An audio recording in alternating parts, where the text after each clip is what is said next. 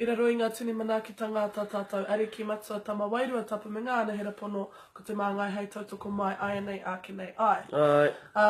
Tuatahi e tika ana kia tuku i ngā whakamoimi te whakawhetai atu ki tā tātou ariki o ngā tini mana ki tanga kua uhia mai ki runga ki te iwi Māori, waiho ki te ao katoa. Tuarua kia koutou te marea. I mua i te whātoro atu ki te kupu nei, e tika ana kia mihia koutou katoa i tūhono mai i ngā pō mo te kiriata whetu te kau. He hai, hihi koa i ngā manawa katoa i ngā tuahuatanga i puta i ngā pō, ngā korero i puta i ngā pō, no reira, moewa ahuatanga tautoko tenero atu koutou katoa. I te pō nei ka hokia ngā kōrero ki tā tātou papa, a tahu pōti ki wiri muratana, ma te tuakana nei amu kōrero e whakakupu ki a koutou. Ka pai, so kia ora no tātou, Maramatanga In A Minute, day 71 today. So, getting closer and closer whānau, but kupu o te māngai mo tēnei rā. He maha anō, ahakoa pewhea te kaha o te huri, kore atu e huri. Ahakoa he kotahi tonu te wheketere, tana kōrero, i huringia ai koutou, te putanga mai o etahi tuturu no te wheketere, ko etahi rite tonu, he homemade. So when Ratana shared this kupu, he used this as a way of using butter as a means to kind of describe what he was trying to say here. So basically he was saying, okay, when you put your butter through the churn, there will be some of us, of our Morehu, who when they go through the churn, they come out as factory made butter. But there are also those who when they go through the factory, they'll come out and be homemade butter. So he's saying pretty much that there are those who will hear the kupu of Ihoa and they will be changed and they'll be empowered by it. There will also be some who hear the kupu of Ihoa and remain the same, or even worse, come up with their own whakaaro. So one of the kupu that we hear that relates closely to that is cowboy. Yeah. So, the māngai is actually saying in this kōrero here, there are some of those of our whānau, of our Morehu, who will be authentic to the kupu that's being shared by Ihoa. And then there are some of those who will take the kupu that's shared and put their own sort of spin, put their own whakaaro on it, and when it goes out, it's not authentic. It's homemade, just like what this kupu is saying. And so it takes us back to what the Wairua tapu told us right at the beginning. Our mahi is to kouhautia te rongo pai. In that understanding, our mahi is not to tau patu patu, not to get into raru, and it is easy to do that. Hey, I'll put my hand up and say that I get a bit into the old debates and all that stuff, but that's not our mahi. Our mahi is purely haere kouhautia te rongo pai. Whatever happens after that, not our business. But our business is to make sure that we're spreading the kupu of Ihoa.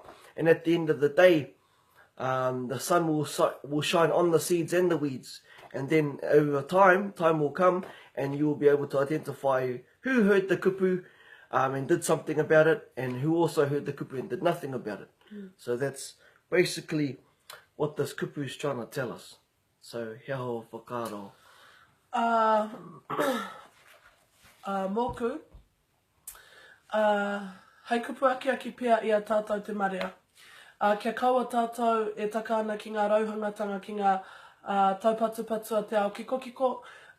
It's easy to do e hoa ma. Ahakoa rangatahi mai, ahakoa pakeke mai, ahakoa kaumātua mai. We see every age group do it. E tai ai te kite. Hui mai, rā whānau mai, ahakoa te kaupapa, he āhuatanga no roto i te ao kiko, ka puta. Nā runga i aua āhuatanga. Kia kaua tātou wareware i tērā o ngā kupu tonu, ngā kupu i whakatakotoria i te wairua tapu, haere kauhautia i te rongo pai. Ngā kupu hoki a tā tātou papa, a tā tātou ariki hoki. So it's just reminding ourselves, he ha tātou mahi, and what is our business. because it's easy to fall under or go into business that isn't yours. Under the whakaaro that ko koe, you're the superhero, e kā, kotahi ana ke te kaitoa, ara ko tā tātou ari ki tērā. Kotahi ana ke te kai whakawā, ko tā tātou ari ki tērā. Nō reira, kia kaue e taka ana ki raro i ngā auhatanga te ao kiko, kia whakamohiotia i a koe anō, kauhautia i te rongopai, mahi a te mahi, hei painga mo te iwi, i runga hoki i te rangi Māori. Nā reira, kia kaha tonu tātou, kia u, kia maia, kia manawa nui. Ki te pōraruraru o whakaaro, tēnā hokia ki ngā kupua ao tūpuna, hokia ki ngā kupua ao tātou puropiti, a tātou papa, wai hoki te paipera tapu. And just trust in ihoa's timing e hoa mā. Koia tā tātou timatanga, koia hoki te otinga. Ngā mahi i wānga nui, maua no e rā mahi e whakatika. Ka pai. So just on that, and to re-emphasize when we look at our manual, there are the first two rooms, aroha and rangi Māori. And so that's the space that we have to always try and focus ourselves in, to always ensure that we are operating in aroha and rangi Māori, and making that statement very clear again, that our mahi is to kouhautia te rongopai. I'll say that again. Our mahi is to kouhautia te rongopai. Not to get into raru, not to get into taupatupatu, because that's not our job. And if we do get into taupatupatu and raru, well, ka raru te kōrero o tō tātou nei ariki. So that's why. Just haere, kouhautia te rongopai, i roti te aroha, i roti te rangi Māori, ka puta te whakamārama. Well, and if that doesn't happen, well, leave it up to ihoa. Koia tā tātou kai whakawa e hoa mā. There's only one judge, koia. So, oh well, ka pai.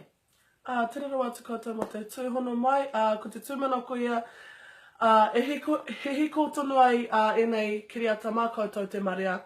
Ai, hei a popo whānau māno rere i runga i te ngua kaha te matsa tama wairua tapu me ngā ana here pono, a te māngai hei tautoko mai, ai nei a ki nei ai. Ai, Pomari e. pomari e.